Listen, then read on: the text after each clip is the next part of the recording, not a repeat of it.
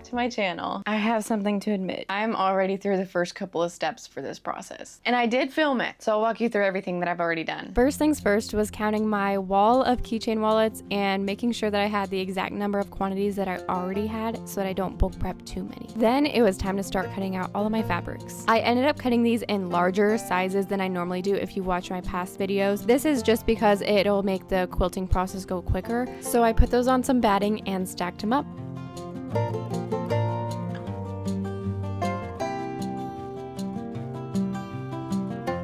As you can tell, we have a whole bunch of fabric to quilt. So I just got right to it, quilting all of those fabrics. Here I'm using a vertical stitch and just working my way right along that fabric.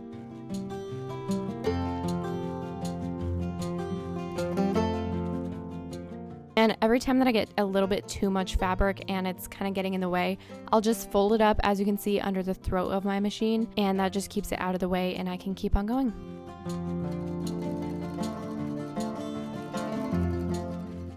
And you might not be able to tell yet, but I did get a brand new sewing machine. This is the Brother PQ1600S. And I have had a couple of issues with it, which I'll talk about a little bit later. But overall, it has been such an amazing machine. And more than that, it has a lot of the same features that my Juki TL also had, such as the stitch dial. It has the same 1500 stitches per minute. It has the auto thread cutter, the knee lift, the table extender, and pretty much every part of this machine is in the same spot as on the Juki. So it wasn't that hard of a learning curve. But one of the few things that it did come with, which I absolutely love, is this seam guide. Well, I actually don't know the exact name of it, but it is this little guide that I can attach to my presser foot, and it'll move with the presser foot and guide me along my way as I'm quilting. So I'm saying goodbye to the laser for this specific machine, but all of my other machines I'll still be using my red laser. And this was honestly so much easier. Then I got to cutting out all of those quilted pieces into their exact sizes for the keychain wallets. For this, I'm just using my rotary cutter and a clear ruler. This just makes it really easy and quick. Up next, I'm using my little sewing clips, which I have linked to my Amazon storefront, and clipping on my label, my first liner, and the zipper. This process does get pretty tedious, but I just throw on one of my favorite shows and I just get to pinning.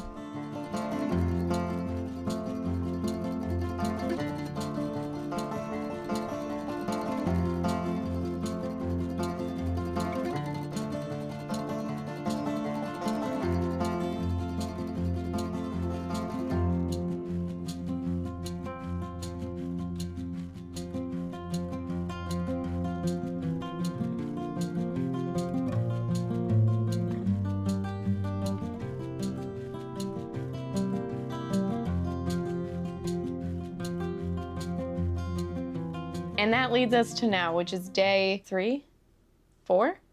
I can't remember. Honestly, I don't know. All the days just kind of blend together when I bulk prep. So this is day something where we are adding the first step of the pencil cases into wallets. So up first we have the zipper and the first liner, and then the other half of the wallet we have just the label.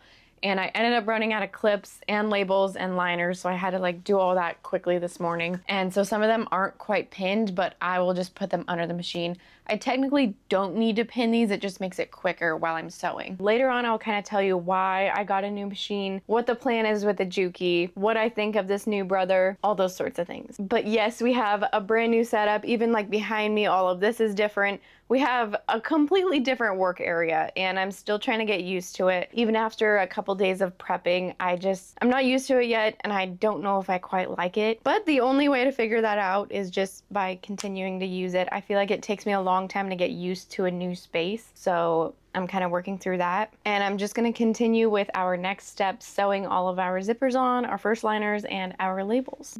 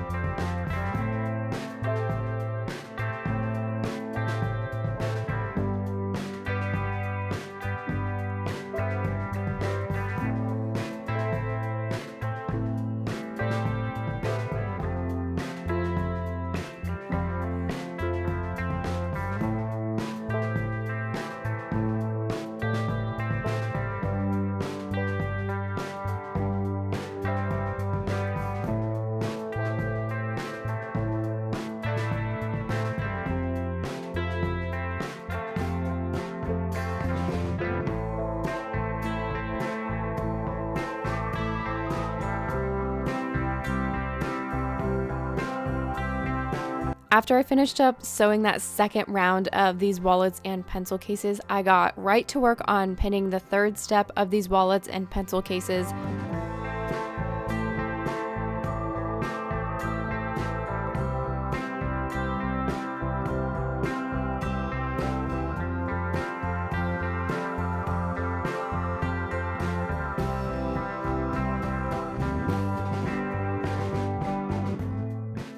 And I just got right to sewing all of those, and this brother definitely makes quick work of this step. Which, side note, it's crazy to even imagine that I used to do this on a machine that was 800 stitches per minute. My really old brother, I can't quite remember the model name, but if you go back on my videos about 6 months ago, I still had that machine. It was my #1 machine, and thinking about doing all of this on that just exhausts me. Like, at one point, I sewed 900 plus keychain wallets on that machine. I cannot believe I did that. And if you're enjoying this video so far, I'm sure you'll love that bulk prepping of all the different keychain wallets. So I'll be sure to have it linked below. But these machines are truly incredible. They just make such quick work of such a huge task. I've now gotten to the step where we are done with step 3. I just flew through all of these. I feel like I'm so used to doing so many more of the wallets and pencil cases at one time that this just kind of felt like a breeze.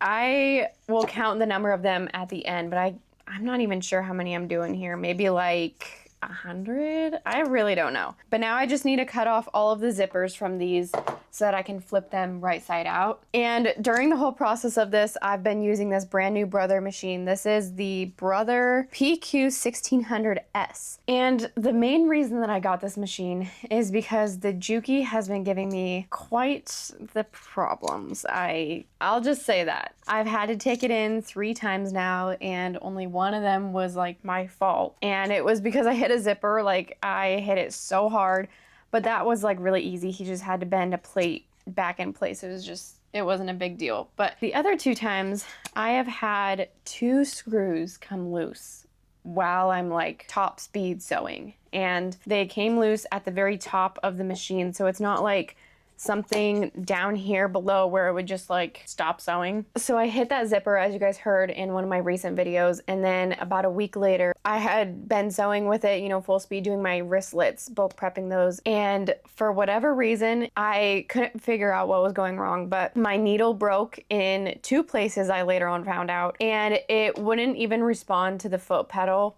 I took my foot off the pedal and it kept on sewing for about 20 more stitches. And I ended up having to unplug the entire machine in order to make it stop. So later on I found out, cause like initially I'm like, what in the world happened? I thought that maybe that plate that the tech bent back in place maybe like came back up, and then that's what I hit and that's why my needle broke.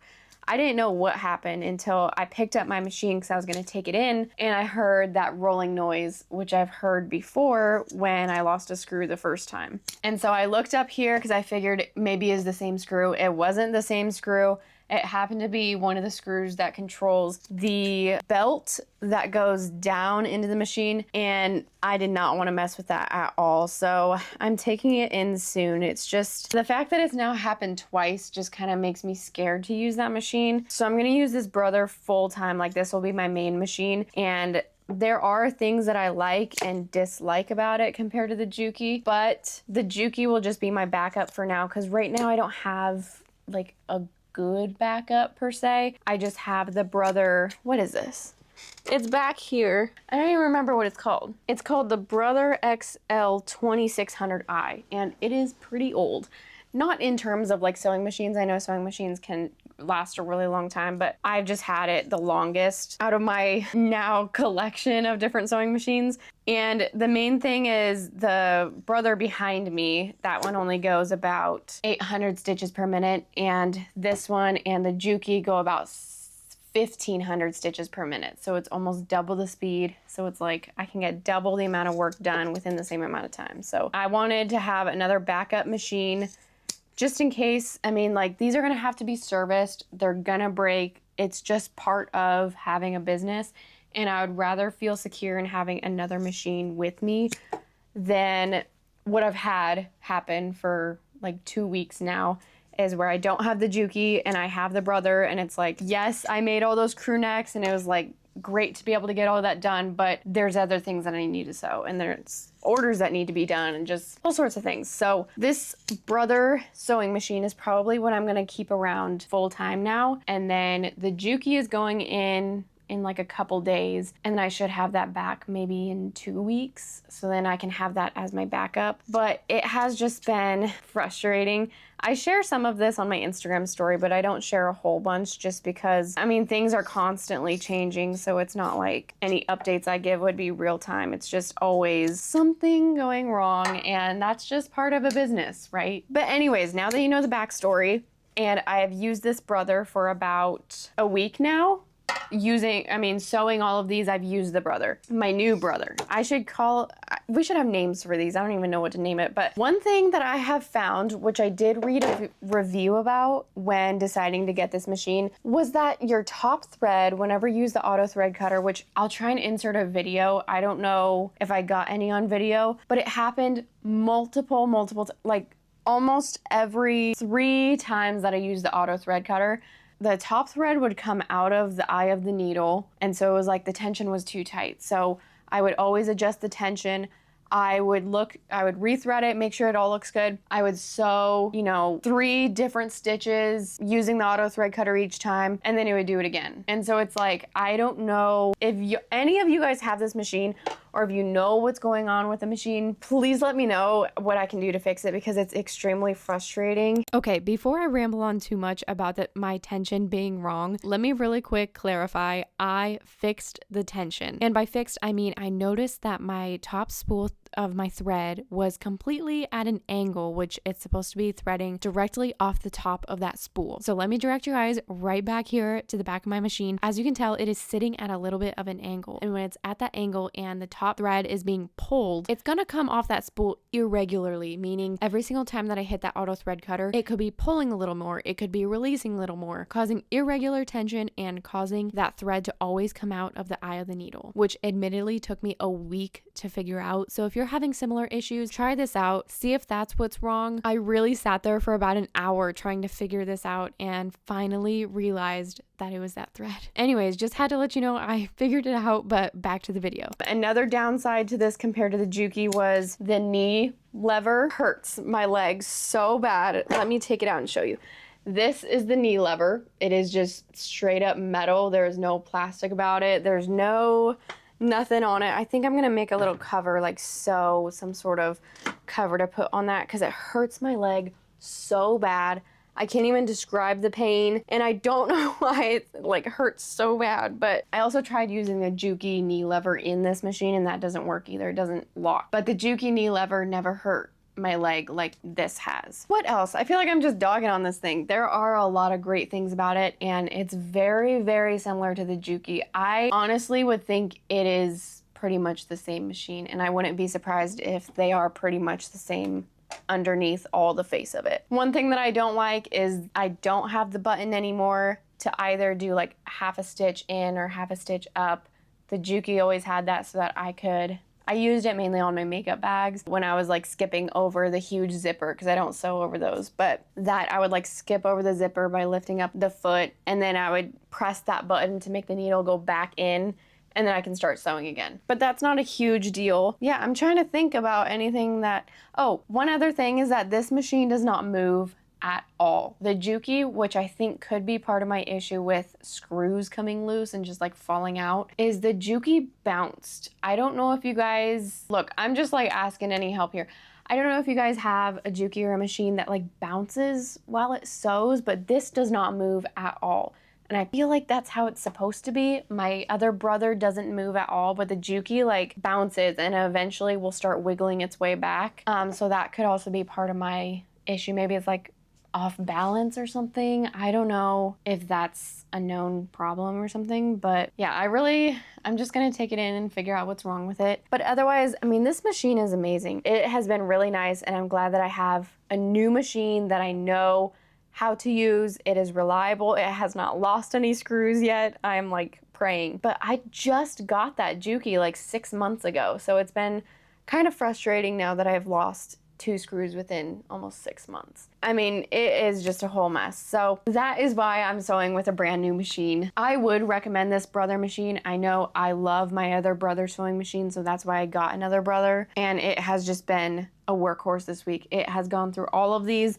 I should probably continue getting these, but we still need to sew the holes on all of these wallets and pencil cases. And then after that, I'll go ahead and count how many we actually have and get them up on the wall of our wallets and pencil cases. Also, I should mention, like, my specific Juki sewing machine might just have like something wrong with it that I just haven't had fixed yet, and that's why it's losing screws. Like, I seriously doubt every single Juki is like that, because if they were, I don't think that they would be selling. And clearly it's just something wrong with my machine. Like, maybe it came defective from the factory. I really don't know. So this is not to say like every single Juki is like that. I'm just sharing my experience with it and just kind of navigating the process of upgrading machines, of getting backup machines, fixing machines, because that is just going to be part of my business, especially now that I have so much stuff that I'm sewing. Anyways, I just had to say that because, like, nothing against Juki. I feel like it is just something with my specific machine that is going wrong, or it just came wrong, or I don't know. Honestly, I don't know because I haven't taken it in yet. So I should have some updates pretty soon, hopefully. But for now, this new Brother machine is amazing. I also did link this exact machine in my Amazon storefront if you're interested, but it is called the Brother PQ 1600S. I know there was a 1500 and this is like the newer model. I could not really tell the difference between them besides a different weight, but I just figure get the newer model. Maybe there were some like slight variations that will make the machine better. So I believe that they still have some 1500s for sale on there, but totally up to you. Okay, I'm just rambling now, so I'm gonna get back to work.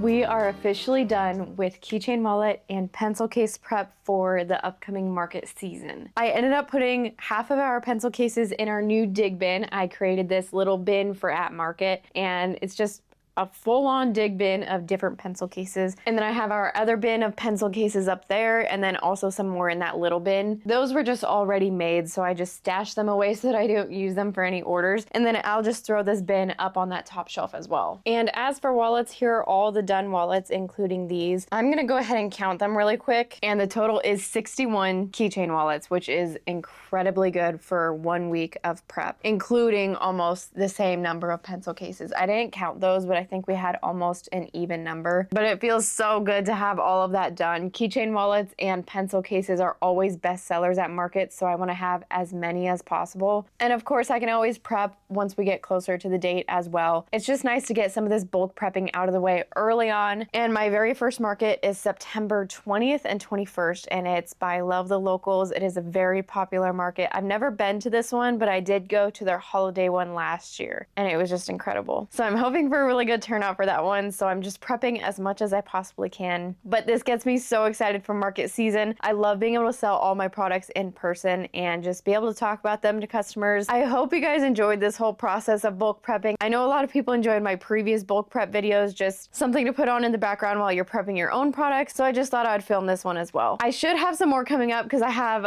so many plans to do a lot more bulk prepping. I still need to do Kindle sleeves, tote bags, a whole bunch of different products, so I'll be sure to film those for you guys as well. But with that, that wraps up our keychain wallet and pencil case bulk prepping. I cannot wait for these to be shopped at market. And I did end up, I don't know if I said this, but I did end up making about 5 of each pattern. So really only the popular keychain wallet designs and pencil cases. I did 8 of each for all the different pencil cases, which should last me a little bit, maybe till junk stock, I'm not sure. Then we'll probably have to prep some more, but we'll do that once the time comes. And I hope you guys enjoyed this video, and I'll see y'all in my next one. Mwah.